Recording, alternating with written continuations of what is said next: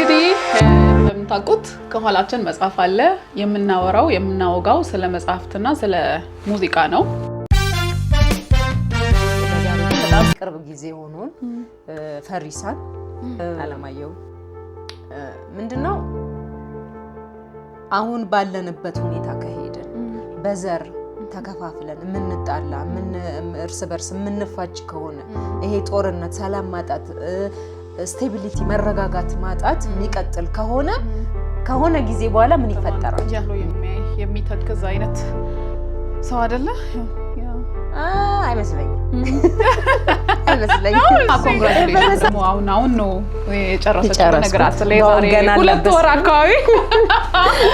አዲስ ዶክተር ናት